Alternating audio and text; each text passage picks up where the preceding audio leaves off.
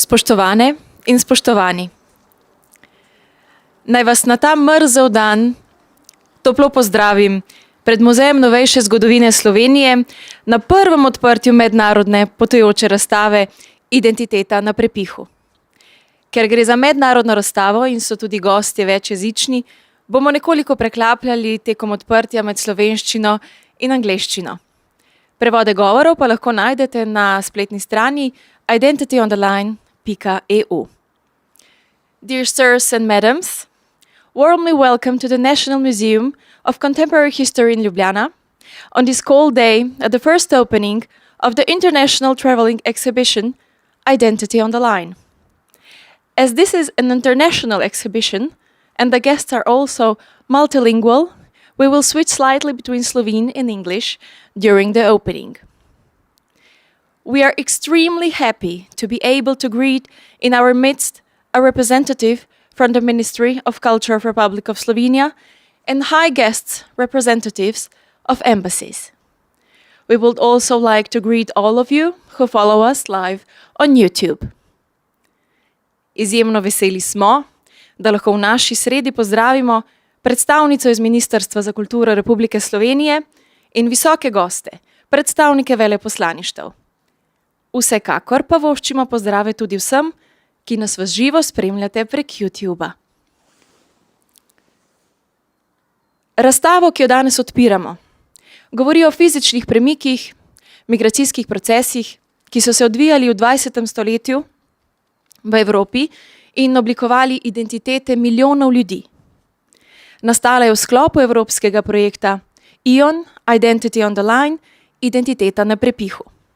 In bo po Ljubljani predstavljena še v 11 evropskih mestih. The exhibition we are opening today talks about physical movements, migration processes that took place in 20th century Europe and shaped the identities of millions of people.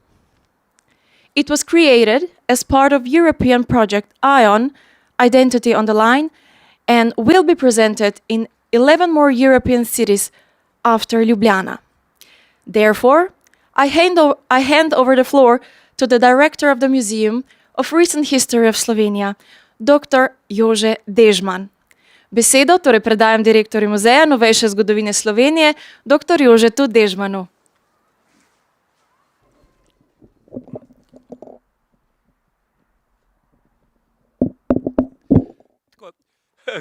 Gospe in gospodje, spoštovana gospa Katarina Kozinc-Huskič z Ministrstva za kulturo, ekscelence, ustvarjalke in ustvarjalci projekta, gospe in gospodje.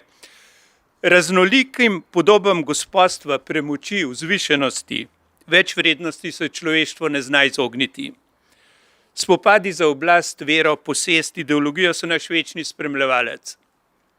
Zadnjih nekaj stoletij se razvija nacionalna država, ki je danes z demokracijo in kapitalizmom vladajoča oblika oblasti. Znotraj nacionalnega se odvijajo zgodbe razstave, ki jo odpiramo. Vsaka stopa v javnost svoje države z določenim nelagodjem. V obdobju, ki ga označujemo kot razcvet človekovih pravic. Ko je pravica vedeti, spoštovati različno, sočustvovati s tistimi, ki jim zgodovina ni bila naklonjena, jim dati besedo, zagovarjati njihove pravice. To naj bi bila ena od značilnosti naše dobe. Ni naključje, da tako spraševanje spodbujajo, usmerjajo, ustvarjajo prav ženske. Ženske, ki so bile, pa marsikje še so, ali upam, da niste, v zadnjih tisočletjih žrtve mizoginije. Projekt Ion vodi ženska, od 7 avtoricah je en avtor. Naj to spraševanje vesti upozori Evropo, da je tak dialog o družinskih skrivnostih v vsaki od evropskih držav ne samo možen, ampak nujen. To je pot k resnici, sočutju, odpuščanju, sožitju in s tako potjo bo Evropa potrdila, da je zasluženo prejela Nobelovo nagrado za mir. Čestitam vsem, ki ste ta projekt uresničili, Urški Purk in Korin Brenko pa za odlično povezovanje vseh pri nastajanju skupne razstave. Srečno!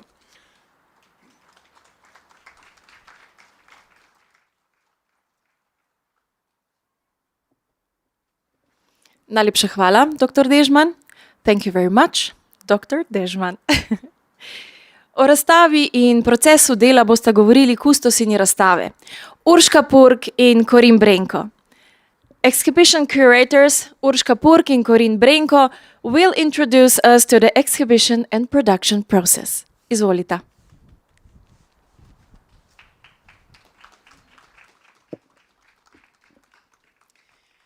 Dragi gostje, prijatelji, sodelavci, lep pozdrav tudi v najinem imenu s Korin. Razstava Identity on the Line, torej kot smo že slišali, sloni na osebnih zgodbah in pričevanjih skoraj 200 posameznikov.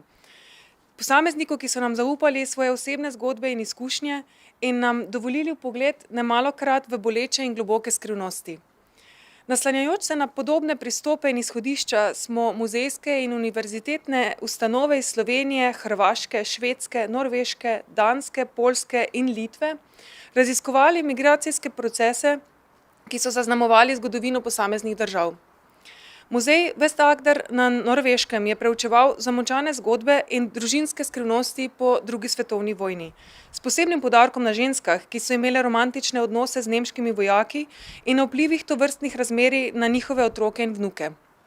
Hiša Knuda Rasmussena na Danskem se je osredotočila na Grenlandce, ki živijo na Danskem, ter na srečanja in izkušnje, ki jih je prinesel stik med obema kulturama. V švedskem muzeju Gora in Samijev Ajte na Švedskem so raziskovali prisilne migracije Samijev, ki so nastale kot posledica švedsko-norveške mejne politike, saj je le-ta omejevala dostop do tradicionalnih pašnikov in rejcem severnih jelenov onemogočila preživetje. Muzej srednjega pomorjanskega v Slupsku na Poljskem je raziskoval težko usodo regije po drugi svetovni vojni, ko so ogromne množice ljudi nemške narodnosti morale zapustiti svoje domove in so jih nadomestili poljski naseljenci, ki so pogosto po spremembi meja preprosto izgubili svoje domove in premoženja. Na fakulteti za komunikologijo Univerze v Vilni v Litvi so preučevali izkušnje preživelih holokausta in njihovih potomcev, ki so bili udeleženci prisilnih ali prostovoljnih migracijskih procesov, da bi ugotovili, kako se travmatični spomini prenašajo ali se ne iz ene generacije v drugo. Etnografski muzej Istre na Hrvaškem je raziskoval zapleteno politično zgodovino Istrskega polotoka in njegovih prebivalcev po drugi svetovni vojni ter eksodus Italijanov iz regije, zaradi katerega se je območje deloma izpraznilo. V Muzeju novejše zgodovine Slovenije pa smo se osredotočili na zgodbe ljudi, ki so se iz jugoslovanskih republik preselili v Slovenijo v obdobju po drugi svetovni vojni in na njihove potomce. Njihove zgodbe, ki so predstavljene v večjem obsegu tudi znotraj odprti občasni razstavi Od juga, omogočajo pogled v razvejane intimne osebne zgodbe posameznikov in družin 3 generacij, njihove družinske dinamike, procese vključevanja in izključevanja, na vpliv samosvojitve Slovenije in vojn v Jugoslaviji, na usode ljudi ter mnoštvo mogočih identitet, ki se sestavljajo v vsakem posamezniku. Da se vrnem nazaj na razstavo, ki jo danes odpiramo. Identiteta na prepihu ne govori le o posamičnih migracijah, strogo omejenih na države partnerice. Največje bogatstvo te razstave je v preseganju posamičnih primerov migracij, s tem, da smo našli protipole stanj in čustev, ki jih ne glede na izvor in tip migracije lahko najdemo skoraj pri vseh primerih. Ponazorjeni so s citati pričevalcev, ki še dodatno živijo na virtualni platformi, kjer vas tudi vse pozivamo k sodelovanju in deljenju osebnih zgodb. Tako, s tem besedo predajam Korin.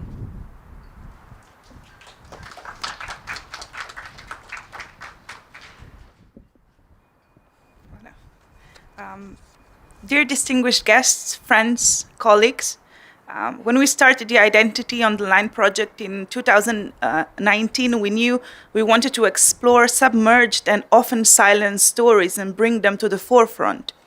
But I think it is safe to say that we did not know the depths our research project would take us. When we started thinking about a joint exhibition, bringing together 7 migration processes that differed in time frame, context, and geographical location, we were skeptical of the results. But then story after story, conversation after conversation, some common threads started to emerge. All were rooted in the essential nature of humanity, our common feeling. The overchanging and mobile, yet universal world of emotions that is made up of opposing and complementary polarities, pushing and pulling, creating movement.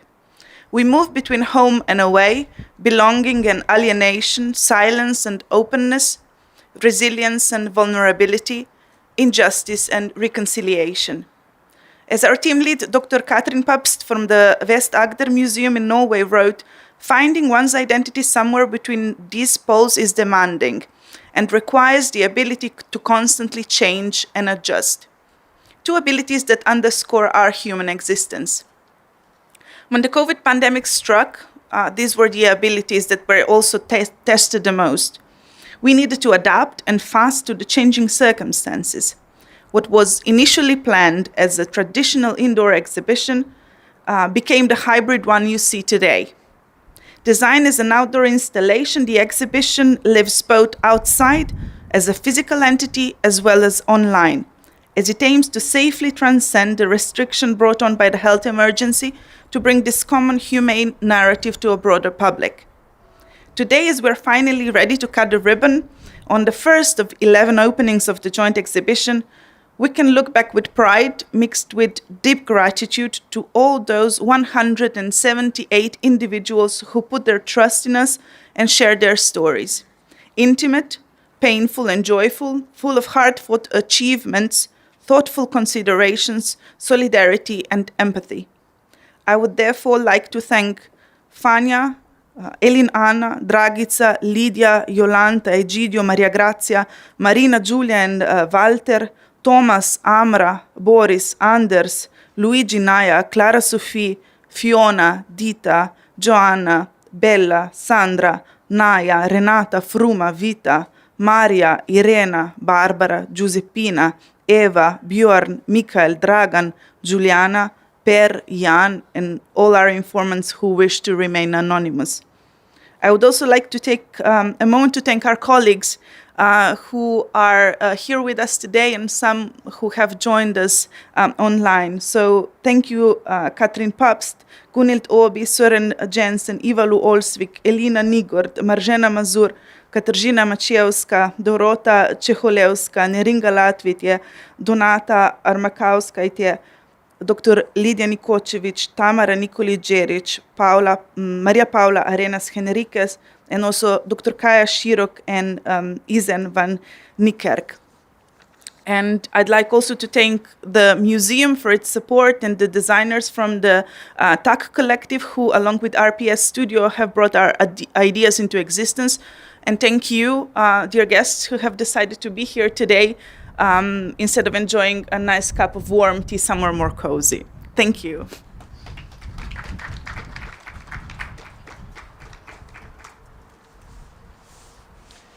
Urška in Korin, najlepša hvala. Thank you very much. Zdaj pa še nekaj mojih besed. Ker sem sama tudi ena izmed skoraj 200 pričevalcev, na podlagi katerih je razstava nastala, bom poskušala orisati svojo izkušnjo sodelovanja. Nisem se pripravljala na to izjavo, odločila sem se, da bom povedala kar iz glave in iz srca, ker sem muzeju in sem vam, s katerimi sem sodelovala, neizmerno hvaležna za to neprecenljivo izkušnjo, ker v bistvu brez tega ne bi tako intenzivno razmišljala o svoji identiteti. Tako sem v bistvu obudila vse spomine, dobre in slabe, in prišla do ugotovitve, da je ta proces bil kar dolg, da sem danes to, kar sem in da razmišljam tako, kot razmišljam. Se pravi, da se zavedam svoje identitete, da sem ponosna na svoje korenine in da sem tudi ponosna na državo, v kateri sem. Včasih je zaradi mojih korenin so bili kakšni trenutki nelagodni, ampak danes temu ni tako, zato ker si izbiram dobre ljudi, se pravi družbo, v kateri sem, so dobri ljudje s toplim in dobrim srcem, zato v bistvu, kar se tiče moje identitete in da bi karkoli vplivalo na mojo identiteto, tega ni več. Mogoče bi potrkala na vest tistih, ki svojimi zlobnimi jeziki ali strupenimi jeziki mogoče tudi nehote koga užalijo. Predvsem v medijih, na portalih je zaslediti veliko sovražnega govora. predvsem apeliram na te, ki ta sovražni govor širijo, da mogoče razmislijo, preden kaj napišejo ali pa sovražnega rečejo. Zato, ker se vsak izmed nas lahko znajde v taki situaciji. Se pravi, države in staršev, v kateri se rodimo, ne izbiramo, tako da bi ravno iz tega razloga prosila vse, da razmislijo o tem, kaj govorijo, kako se obnašajo do drugih, ker nas vse to lahko doleti, da se tudi pozneje preselimo in zamenjamo bivališče, domovanje. Zato poskrbimo sami in drugi, da se bomo vsi imeli lepo in da se bomo lepo počutili in svojo identiteto gradili tako, kot se spodobi. Hvala vam.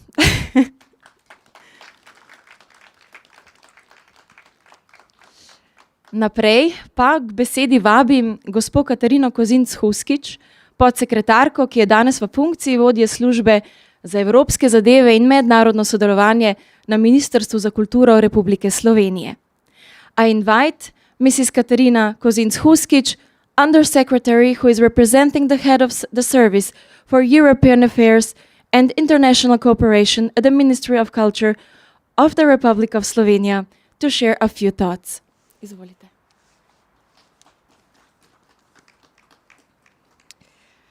Spoštovani direktor muzeja, visoki gostje in cenjeni prijatelji muzeja. V imenu Ministrstva za kulturo se zahvaljujem za vaše povabilo na slovesni dogodek predstavitve mednarodnega projekta Identiteta na prepihu, s katerim Muzej novejše zgodovine Slovenije dopolnjuje in bogati dogodke na področju mednarodnega sodelovanja slovenskih muzejev. Muzej novejše zgodovine Slovenije v okviru izvajanja svojega poslanstva opravlja strokovne naloge varovanja, hranjenja in predstavljanja zbirk nacionalne pomembne dediščine na področju zgodovine 20. stoletja. Spremlja družbene in ekonomske spremembe ter se odziva na aktualno in globalno tematiko sodobnega sveta.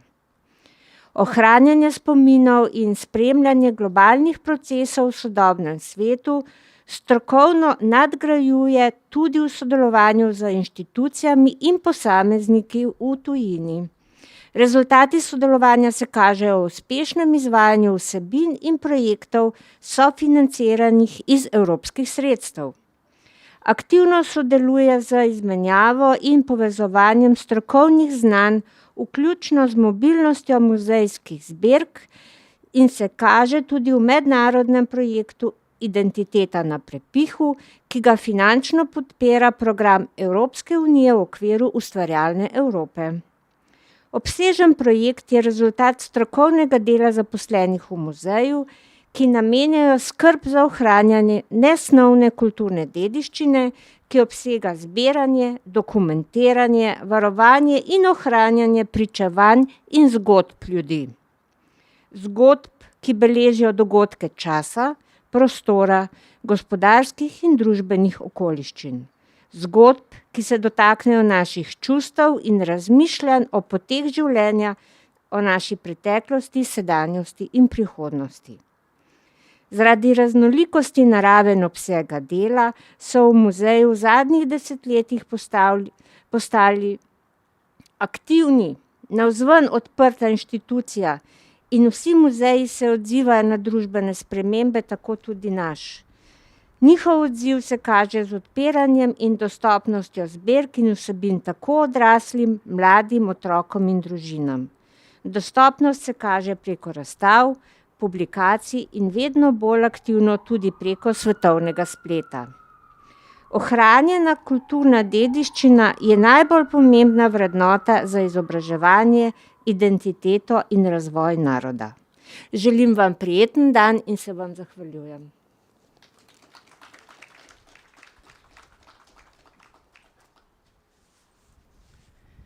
Hvala lepa za zbrane in plemenite misli. Nadaljujemo z ministrom, svetovalcem Dujetom Ančičem iz hrvaškega veleposlaništva. Thank you very much for your collected and noble thoughts. We continue with Minister Chancellor Duje Ančić from the Croatian Embassy. Izvolite.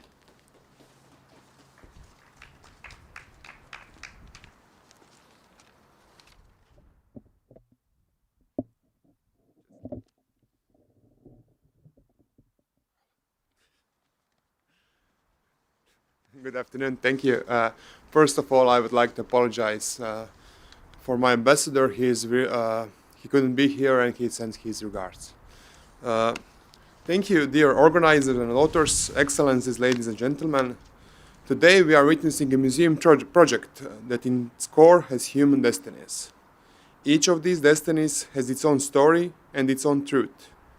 All of them, once told, are no longer just personal but collective, and the witnesses are artists themselves. The testimonies presented to us through this project are an indication that human destinies, no matter how different, are also similar, and it is not just a matter of similarity with one time and space. The presented destinies are common, I can freely say European, which I believe was the idea behind the Identity Online project. Let me say a few words about the exhibition Od juga zgodbe o identitetah na prepihu, which I had the pleasure to see. First of all, I would like to congratulate the authors on the topic they have chosen, because although this exhibition on migration and identity covers the period from 1945 to 1990, it actually covers the present and future time, and it's very contemporary. Migrations are constant. They happen with more or less intensity, continuously from ancient time to the present day, and will undoubtedly continue to happen. However, migration, even the mass ones, are always individual. Voluntary migration is always a search for a better life, a better future for oneself and one's children. Do migrants know what really awaits them in the foreign new environment or other country? I would say no. There are very few who can comprehend all the short-term and especially long-term personal, family, identity, cultural and social changes and problems that await them. And some things cannot be foreseen at all. How many of these 40 witnesses at the time of the decision anticipated that their international domestic migration would become international and that they would no longer live in the same state? That on the way to their old homeland, they will cross 1, 2, or 3 international borders? None, probably. People are leaving, but they would like to stay. They want a new home, a new job, a new happiness, but they do not want to be left without at least a part of the old home. So they carry it with them even more in themselves. They would like to be a part of a new society, but they would not want to completely give up their old identity. These are difficult dilemmas. From my national Croatian point of view, I just want to say that I am convinced that Croatians in Slovenia, both those who have lived here for centuries and those whose destinies are presented in this exhibition, have certainly contributed to the development of Slovenia and our bilateral relations. As I said at the beginning, this museological project has its core individual human destinies from which we need to learn today so that we do not repeat mistakes and omissions tomorrow, and so that some future destinies would be more beautiful and happier. Finally, let me thank the witnesses for enriching us with their stories. Thank you.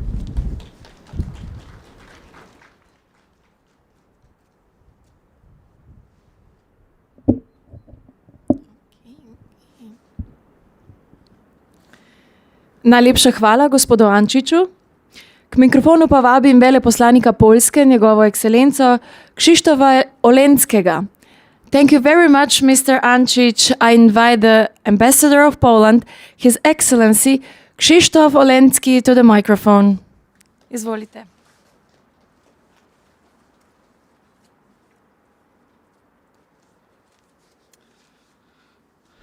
Dear Dr. Deshman, Excellencies, fellow ambassadors, ladies and gentlemen, thank you very much for the invitation and thank you very much for all the effort of the museum for making this remarkable and very important exhibition.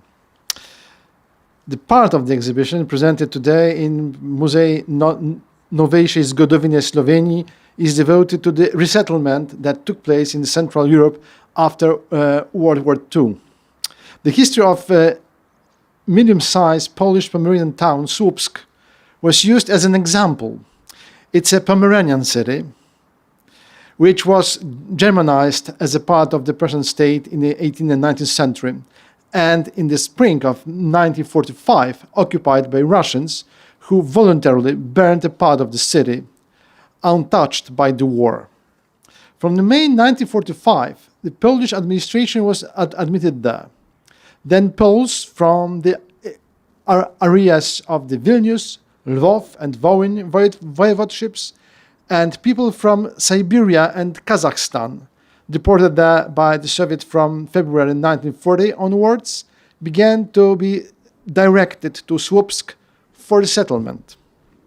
In the spring 1945, my father and my grandmother, my grandfather was killed by the Russians in 1941, got off the freight train carrying people, Poles, from deportations in Siberia and Kazakhstan, and from the eastern territories of the Republic of Poland annexed by Soviet Russia against existing international treaties and international law regulations. It was a station in Sianów, some kilometers away from Słupsk. At both the same time, my mother and her parents got off at a train station in a different place in the areas allocated to Poland as a result of the Potsdam Conference. They managed to survive the ethnic cleansing carried out by Ukrainians inspired by NKVD. Both families came from different regions of eastern Poland. My father from the Vilnius region, my mother from Volhynia. Both were expelled from their homes as a result of the Soviet-German aggression. Both families left their entire lives, houses, objects, beloved landscapes, ancestral tombs, churches, on the land which became the area of the Soviet state in 1945. For millions of Poles, Russian occupation and then resettlement became a synonym for crime, barbarism, rape, and plunder. Even in the 1980s, shortly after the establishment of the Solidarity movement in Poland, one of Polish writers, describing people from the east of Poland, wrote that they were defined by the still present fear in their eyes. The Polish settlers brought to Słupsk were people just like my family, exhausted by terror and forced labor in Soviet labor camps, fleeing the cruel brutality of the Red Army soldiers who saved them at the hands of the Ukrainian nationalists. Alongside them were also slaves freed from Germany, people deported from their relatives to forced labor in Germany and Austria, prisoners of war, prisoners of so many concentration camps after all. Also those from Słupsk. Once I asked my father what they found after coming to the new Poland. He told me a story about the woman they were ordered to live with. The woman, the German woman, whose entire family was taken by war. My grandmother and this woman told each other their life stories, tragic, crushed by Nazism and the communism. One day, the Russians took all the remaining Germans, including the owner of the house in which my father was ordered to live, and took them to Germany without sparing them rapes. My father and grandmother lived a long life trying not to touch the objects of the displaced German woman. She was still present there with the spirit. On the other hand, my mother's father demanded a permit from the authorities to build a new house because, as he claimed, he and his family had experienced a hard time suffering and did not want to build a new life at the expense of other people who were harmed, who were kicked out from their homes. people he had never met before and after. Please forgive me for this personal message. However, I cannot talk about the history of the post-war period in Poland without referring to my personal experiences. Despite the 77 years that have passed since the end of the World War II, Europeans, especially Europeans living in the central and the east central part of the continent, still experience this history. It is still alive because not all the victims of this war have been properly and respectfully buried and mourned. This is an important part of our culture, our identity, and our destiny. Therefore, I am very grateful to the Museum of the Contemporary History of Slovenia for the preparation and presentation of this exhibition. It's extremely important for the present and even more so for the future that we not only know the fate of people, but above all, that we understand them. Thank you very much.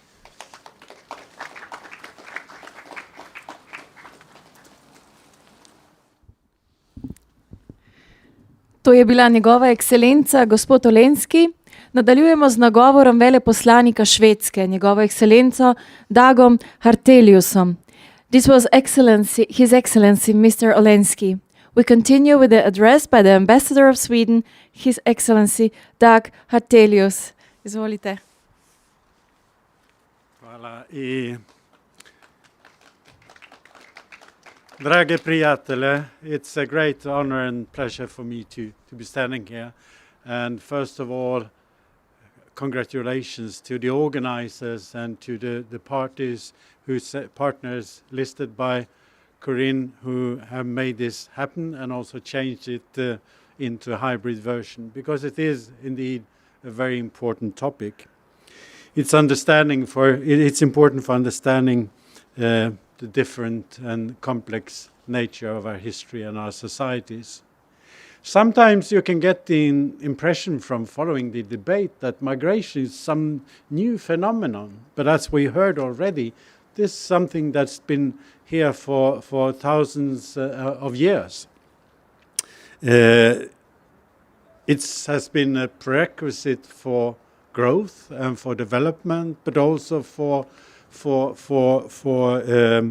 rescue and survival. And my country, Sweden, has been a country of both immigration and emigration also over the last century. It has created suffering in many corners of Europe. It's created injustice, racism, xenophobia, including, as we see with this exhibition in Sweden, with the indigenous people, the Samis, that's been well depicted here. And it's also notable that it was only in 2020 that a Truth Commission was established in this particular case. I would say that our mission as human beings is not to build history narratives that reflect how we would like to see ourselves, but to do our best to find the facts and to find the truth, even if it's uncomfortable and a bit embarrassing, as some of these examples show. This is the way, I think, to reconciliation and for building a better future. So once again, I want to congratulate the organizers and partners for bringing us a step further on this path. Hvala vam.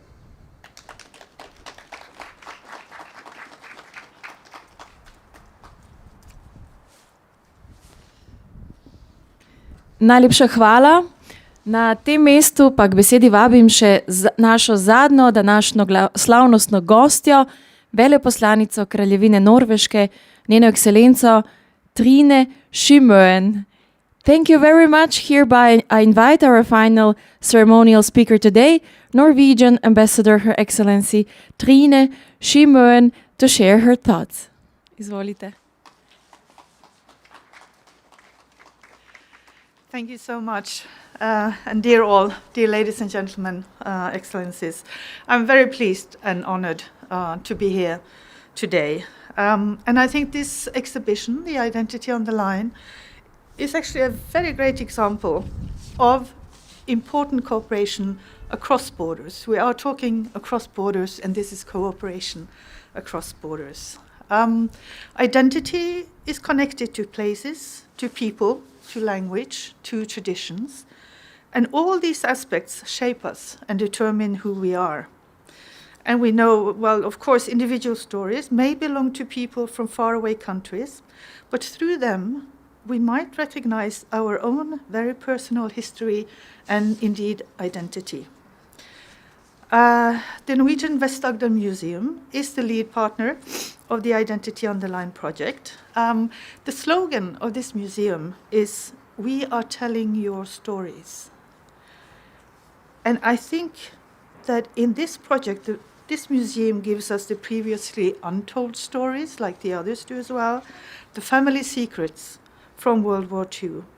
And indeed, the title of the Norwegian part of the exhibition is Keep It Quiet, Family Secrets in the Aftermath of World War II. And the family secrets that are related to family members who were on the wrong side of the war. The stories that have been kept within the family because they might have been too shameful or too painful to tell. And I remember, this is the story, not my own story, it's the story of my mother, who was 15 when the war ended. And she says that one of the things that stuck with her was actually how the women who had fallen in love with the German soldier were chased down the street and their hair was cut so that everybody would see how they had betrayed the country. And this was at the same time as everybody else was celebrating. So the story that was told at that time was this story of those who won, the victors. So, sorry about this. The family secrets which should now then be told, because World War II has shaped the lives of millions, because our present is the result of our history, and the family secrets, however painful, are part of it. Now, the exhibition, as we know, is the result of the cooperation of partners from Slovenia, Croatia, Lithuania, Poland, Denmark, Sweden, and Norway. And I must say that the National Museum of Contemporary History is the perfect venue for this exhibition, however cold. But so I would like to invite us all, formally open this wonderful and important exhibition, and I believe we will now cut the ribbon. Thank you so much.